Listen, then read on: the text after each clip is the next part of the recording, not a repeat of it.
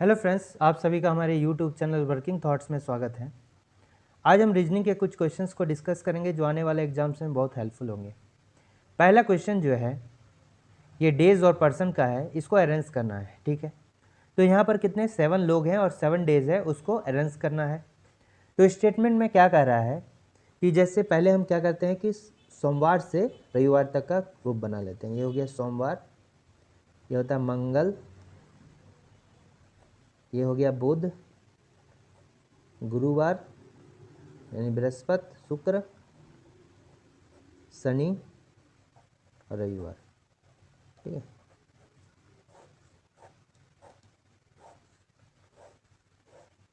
और ऐसे करके ग्रुपिंग कर लिया।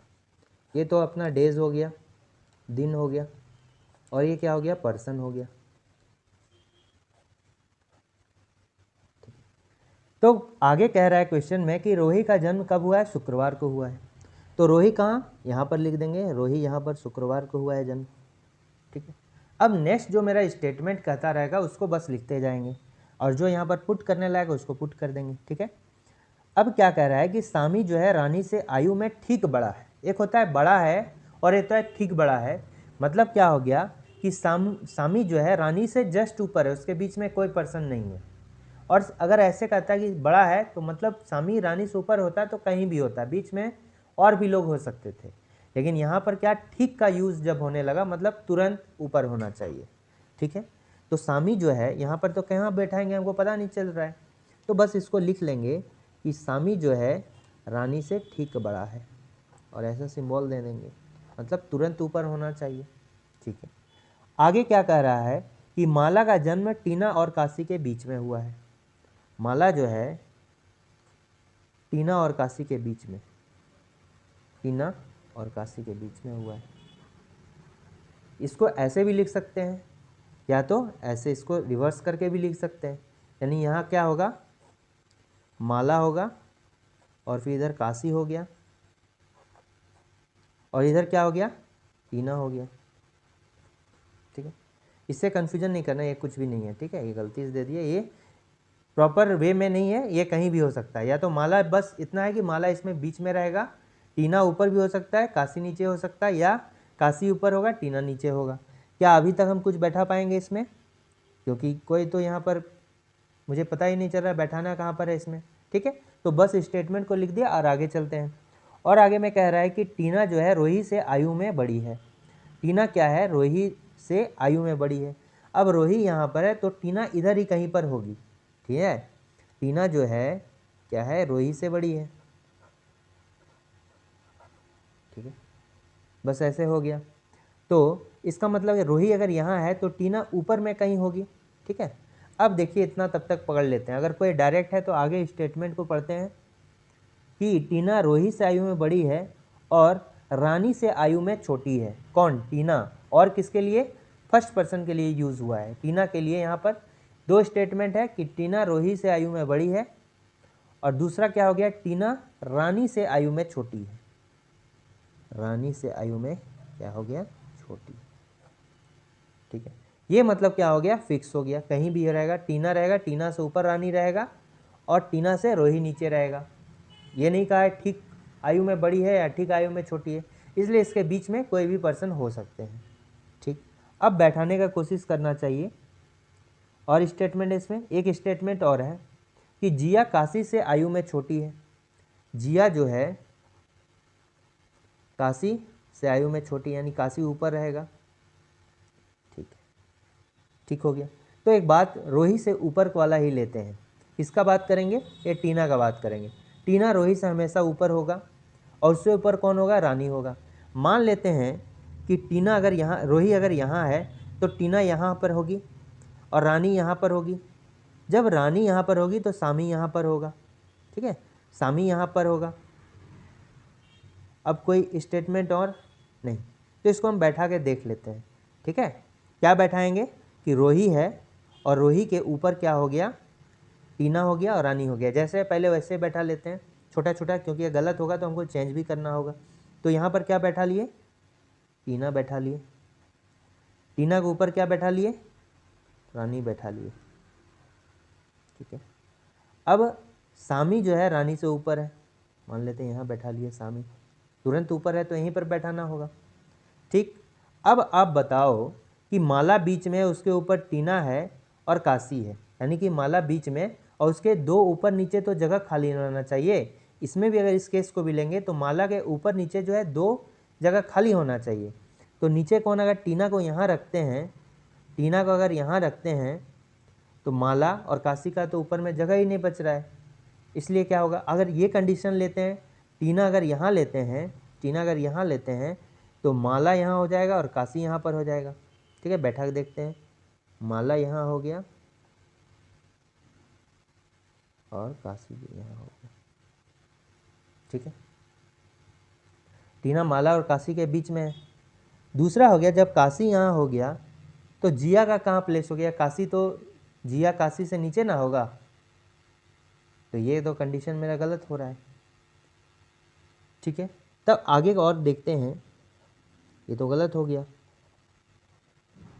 ये गलत हो गया। ठीक है, अब हमको क्या करना है कि पहले रानी, देखिए रानी यहाँ भी छोटी है और रानी से नीचे टीना होना चाहिए और क्या होना चाहिए, रोहित होना चाहिए, रोही होना चाहिए। रानी से नीचे होना चाहिए टीना, तो और रोही से ऊपर होना चाहिए। तो मान लेते हैं अगर सामी को यहाँ पर बैठा दिए, ठीक है, सामी को कहाँ बैठा दिए, यहाँ पर बैठा दिए, सामी को यहाँ बैठा दिए, फिर रानी को कहाँ, यहाँ बैठा दिए। उसके बाद क्या हो जाएगा, सामी रानी यहाँ पर तुरंत बैठ गया। अब क्या होगा कि रोही से ऊपर हो गया, फिर उसके नीचे टीना कहीं भी, रोही टीना या तो यहाँ होगा या तो यहाँ होगा, दो कंडीशन हो गया। अगर टीना यहाँ हो गया मेरा, टीना यहाँ हो गया मेरा, तो माला और काशी का बीच में जगह नहीं बचा। मान लेते हैं माला यहाँ हो गया, अब काशी यहाँ हो गया और जिया यहाँ हो गया।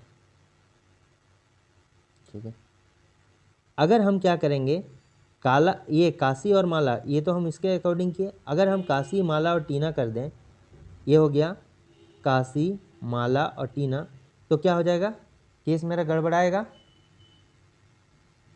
बिल्कुल गड़बड़ाएगा, क्योंकि टीना से नीचे जो है, रोही से ऊपर ही होना चाहिए टीना, उसके नीचे नहीं। इसलिए अरेंजमेंट मेरा यही वाला सही होगा, पहले सामी होगा, फिर रानी होगा, फिर टीना होगा, माला होगा, रोही, फिर काशी, फिर जिया। सभी का अरेंजमेंट को ये सेटिस्फाई कर रहा है, तो ये वाला मेरा सही है। तो इसमें क्या है कि जिया का जन्म कब हुआ था, तो जिया का जन्म जो है रोही से पहले हुआ था, रविवार को हुआ था, और रानी से पहले हुआ था, रविवार को हुआ था। तो ऑप्शन नंबर बी जो है वो मेरा करेक्ट आंसर होगा, रविवार को हुआ था। ठीक है, नेक्स्ट मेरा क्वेश्चन जो है ये लूप संख्या को ज्ञात करना है। इसमें क्या है कि 45 है, 27, 18। तो हम पहले इसमें ढूंढेंगे कि कहाँ पर बड़ा नंबर है। तो बड़ा नंबर अगर देख रहे हैं तो लास्ट रो में है, यानी हम इसको कैसे सॉल्व करेंगे, कॉलम वाइज सॉल्व करेंगे। ठीक है, तो अगर इन सभी को ऐड कर दें तो क्या 191 आएगा, नहीं आएगा। ठीक है, एडिशन इसलिए करना है क्योंकि अगर इसके बीच में मल्टीप्लिकेशन करेंगे तो बहुत बड़ा नंबर आ जाएगा। ठीक है, तो पहले एडिशन का ही करके देख लेते हैं, क्योंकि अगर ऐड करेंगे तो 190 तो नहीं आएगा, तो लगभग 190 में आ सकता है, यानी कि 150 समथिंग करके आएगा। ठीक है, तो देखते हैं 45 + 78 + 34 ऐड किए तो कितना आ जाता है, 8 × 5 = 13 और 4 × 17 7, हाथ मेरा 1, 7 × 1 = 4, 3 और +1 हो गया 4, 7 × 4 = 11, 4 15, 157 आ गया। लेकिन हमको लाना है कितना, 191 लाना है। तो कितना कम है पहले देख लेते हैं, डिफरेंस कितना का आता है। ठीक है, तो 191 में अगर 157 अगर कर दें माइनस, तो कितना हो गया, 34 आ गया, यानी लास्ट वाला नंबर आ जाता है 34। यानी कि क्या करना है कि इसमें और 34 का रिक्वायरमेंट है। ठीक है, और 34 अगर ऐड कर देंगे तो कितना, 191 आ जाएगा। इसका मतलब इसको 2 बार ऐड करना होगा। तो हम कैसे करेंगे कि 47 को इसके साथ ऐड कर देंगे। ठीक है, और इसको जो है ऐड करने के लिए क्या करना होगा, 2 से गुना करके ऐड करेंगे। इसमें जितना भी रो है सभी नंबर में 2 से गुना करके ऐड करेंगे। जैसे हो गया 27, 93 और 56 इंटू 2 कर देंगे तो कितना हो जाता है, तो 27 हो गया, 93 आ गया, और 56 इंटू 2 कितना आ जाता है, 6 दूना 12 का 2 हाथ में रहे, 5 दूना 10, 1 11। इसको ऐड करते हैं, देखते हैं 232 आता है कि नहीं। 7 + 3 10 और 2 12 का 2 हाथ में रहा, 1 11 9 20 और 1 22 और एक कितना हो गया, 23 हो गया। 232 आ रहा है, यानी यही पैटर्न मेरा लगेगा। ठीक है, तो चूंकि ये पैटर्न हमको पता चल गया और हम चूंकि देख रहे हैं कि जो आंसर है सभी आंसर जो है अलग अलग है, जिसमें यूनिट डिजिट पहले सॉर्ट करने के लिए हम क्या करेंगे कि यूनिट डिजिट फाइंड करेंगे। पहले हम इसको सॉल्व कर लेते हैं, फिर आगे बताते हैं क्या होगा। तो सेम पैटर्न पे इसको ऐड कर लेते हैं, तो कितना हो जाएगा, 18 हो गया प्लस 48 हो गया प्लस 29 को 2 से गुना कर देंगे तो 58 हो गया। अगर हम इसको ऐड करते हैं तो कितना आ जाएगा, 124 आ गया। ठीक है, तो ये जो टोटल ऐड किए, ये टोटल ना ऐड करके सिर्फ हम यूनिट डिजिट ऐड करके देख लेते हैं, क्योंकि आंसर में डिफरेंट डिफरेंट यूनिट डिजिट है। जो भी नंबर है आंसर ऑप्शंस का, सभी का यूनिट डिजिट जो है अलग अलग है। इसलिए 8 तिया 24, ये यूनिट डिजिट इसमें कितना है, 4 है। तो 4 वाला कौन सा, एक ही ऑप्शन है, ऑप्शन नंबर डी। इसलिए ऑप्शन नंबर डी जो है मेरा करेक्ट आंसर होगा। ठीक है, इससे कुछ समय मेरा बच जाएगा। नेक्स्ट में क्वेश्चन कहा गया है कि दी गई एक संख्या है और उस संख्या के 3/5 भाग को ले लें और उस संख्या का डिफरेंस को ले लें तो क्या हो जाएगा, कितना है, 60 है। तो मान लेते हैं कि 3/5 भाग दिया गया है। ठीक है, तो इसमें मान लेते हैं संख्या कितना, 5 है। तो 5 का 3/5 अगर निकालेंगे तो कितना हो जाएगा, 3 हो जाएगा। ठीक है ना। अब क्या किया है, इन दोनों के बीच का डिफरेंस जो है कितना है, 2 यूनिट का है। अब इस 2 यूनिट का वैल्यू जो है ये क्वेश्चन में दिया गया है कितना, दोनों के बीच का डिफरेंस 60 है। यानी 2 यूनिट का वैल्यू जब 60 हो गया तो 1 यूनिट का वैल्यू कितना हो गया, 30 हो गया। तो 5 का वैल्यू कितना हो जाएगा, 5 यूनिट का वैल्यू कितना हो जाएगा, 5 × 30 150। अब 150 मेरा संख्या आ गया। संख्या पूछता तो आंसर हो जाता है 150, लेकिन यहाँ पर क्या पूछा गया है, क्या है कि 150 का यानी जो संख्या आया उसका 75% यानी 3/4 होता है 75% का अर्थ, और उसका 4/5 कितना हो जाएगा, 90 हो जाएगा। तो इसका करेक्ट आंसर हो जाएगा कितना, 90। कहाँ है, ऑप्शन नंबर बी में है। क्वेश्चन में जो है पासा का सवाल दिया गया है यानी डाइस का। इसमें कह रहा है कि 3 डाइस है, पहला डाइस में हैश है और परसेंट है, फिर क्या है, डॉलर है। ये हो गया पहला वाला में। दूसरा में क्या दिया गया है, ऊपर स्टार दिया गया है, फिर 9 दिया गया है और फिर क्या, परसेंट दिया गया है। ठीक है, 3 फलक में इस तरह दिया गया है। नेक्स्ट क्या है, एंड है, फिर क्या, डॉलर है, फिर क्या दिया गया है, 9 दिया गया है। ये भी 3 फलक में 3 टाइप का दिया गया है। दूसरा केस हो गया, ये तीसरा केस हो गया। अब देखिए हम देखेंगे कि कहीं 2 डाइस में मेरा कॉमन कौन सा है, एक ही कॉमन को ढूंढेंगे। इन दोनों डाइस में देखेंगे कि एक कॉमन है, परसेंट। अगर इन दोनों डाइस को देखेंगे तो एक कॉमन है, कौन सा, 9 कॉमन है। ठीक है, इन दोनों में कोई कॉमन है क्या, डॉलर कॉमन है। तो किन्हीं 2 डाइस के, डाइस तो एक ही है, डिफरेंट डिफरेंट मेरा पैटर्न दिया गया है। किसी डाइस के 2 पैटर्न को ले लेते हैं, पहला और दूसरा को ही ले लेते हैं। पहला और दूसरा को अगर लेंगे तो कॉमन क्या है, परसेंट कॉमन है। ठीक है, अब जो है परसेंट से जो कॉमन है वहाँ से क्लॉकवाइज घुमाएंगे इसको, यानी क्लॉकवाइज आगे बढ़ेंगे घड़ी की दिशा में। तो परसेंट से इसमें कितना आ गया, हैश आ गया, फिर कितना आ गया, आगे डॉलर आ गया, ये ख़त्म। अब इससे जाएंगे, परसेंट से आगे क्लॉकवाइज हो गया 9 और 9 से आगे कितना हो गया, स्टार। इसका मतलब क्या हो गया कि ये दोनों आपस में विपरीत हो गया और ये दोनों आपस में विपरीत हो गया। तो इसके विपरीत में क्या होगा, तो जो बच गया वो इसके विपरीत में होगा। इसमें देखते हैं कौन सा बच गया, हम देख रहे हैं कि एंड जो है इसका यूज़ कहीं भी नहीं हुआ है इसमें से, तो इसके विपरीत कौन सा हो जाएगा, एंड हो जाएगा। तो पूछ रहा है हमको क्वेश्चन में कि एंड के विपरीत वाले फलक कौन सा है, तो एंड का विपरीत क्या हो जाएगा, परसेंट हो जाएगा। तो परसेंट कहाँ पर है, ऑप्शन नंबर सी में है। ठीक है, तो किन्हीं भी 2 डाइस को लेंगे तो सेम आंसर में आएगा। अगर इसमें भी लेंगे और तो इसमें क्या है, अगर इन दोनों को लिए तो कॉमन क्या है 9, 9 से आगे बढ़ेंगे तो स्टार, यानी कि क्या हो गया कि स्टार का जो है विपरीत क्या हो जाएगा, डॉलर हो जाएगा, और एंड का जो परसेंट हो जाएगा। तो यहाँ से डायरेक्टली आंसर आ जाएगा।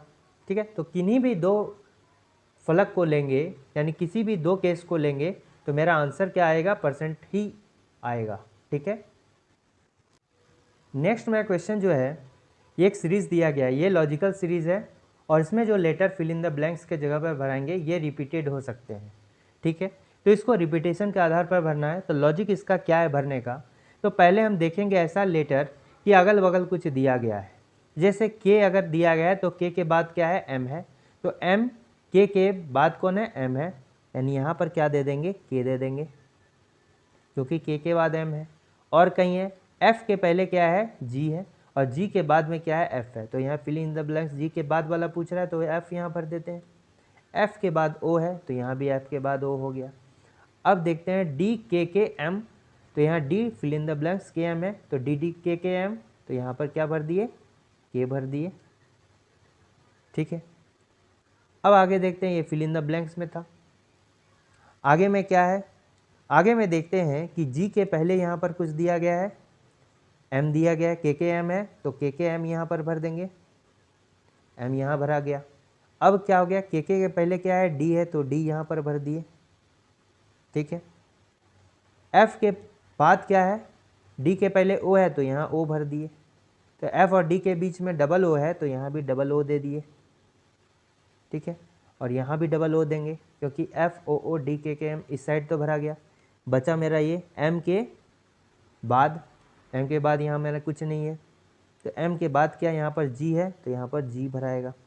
अब देखते हैं जी डबल एफ ओ के एम, यहाँ से देखो आप रिपीट करना स्टार्ट कर देता है, फिर यहाँ भी रिपीट करता है, तो 3 मेरा पेयर में बन जाता है, 3 पेयर नहीं 3 पार्ट में मेरा बन जाता है।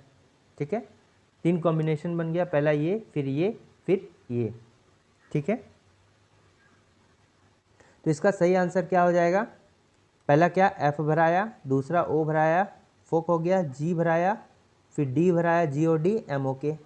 तो ये कहाँ पर है, ऑप्शन नंबर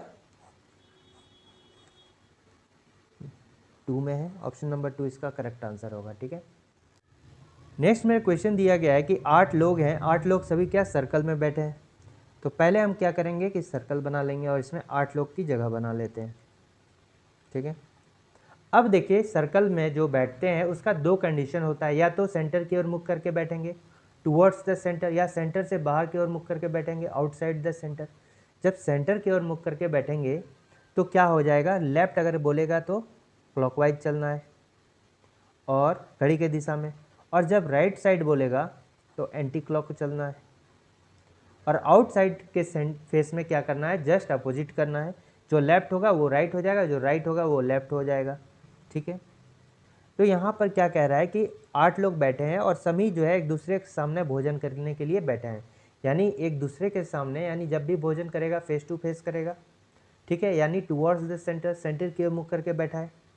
ठीक है, अब आगे कंडीशन को पढ़ते हैं, क्या है कि ए एफ के विपरीत है, कहीं भी ए जो है, ए यहाँ पर है तो ए यहाँ पर बैठा देते हैं, एफ का विपरीत मतलब ये पर्सन है।